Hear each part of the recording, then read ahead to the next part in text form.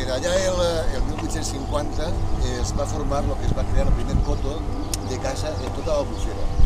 En l'Albufera caçaven, però només caçaven a nivell de serradors reals, perquè era l'aire o l'encarregat, només caçava a l'Albufera i en el...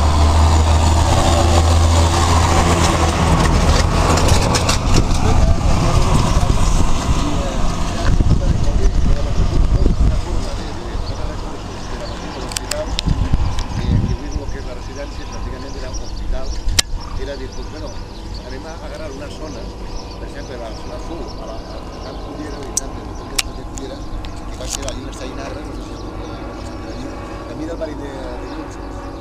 Això és, els va fer la primera foto i era la mediació de subhasta. Entonces, les empreses de davant que hi havia un èxit, se recaudaren diners per a poder mantindre i per a poder donar-li, que era l'objectiu de la presidència de l'hospital, i des d'entonces estaven ininterrompudament, només fou un any en l'època de la guerra, en el 36 i 37, que no van poder fer subhastes, per el tema de que les armes estaven requisades.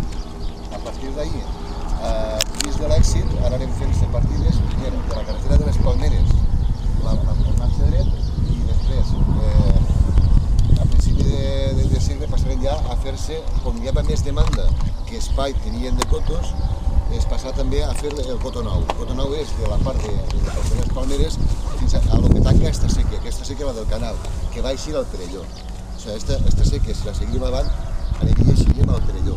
Que hi ha un lloc ara que s'ha fet el fruit verd de la lectura hora i el mateix s'utilitza com a refugi de au, que és l'espai tancat. Alguns ja ho estan tancant de la pipa, però l'espai ja està acabat de fer. Ja porta un poc de temps. La qüestió és que, en realitat,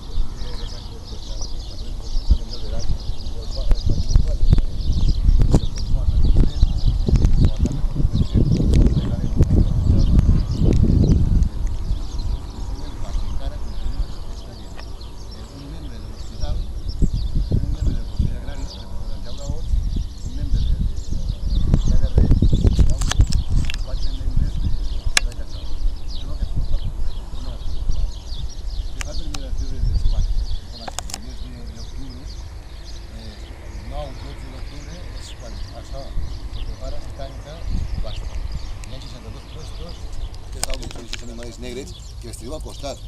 Inclús el dissabte parat seguirem a l'Albufera, que vam fer-ho amb uns gent, i haver-ho coincidit, vam fer una regata llatina. O sigui, està tornat a treballar a fer alguna cosa.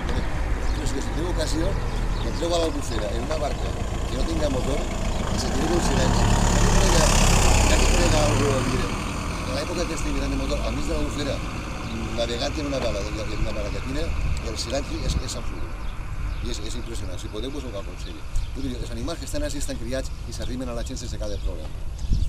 Però l'animal que ve de fora, que ve de les estepes russes, quan arriben així, això està molt contaminat.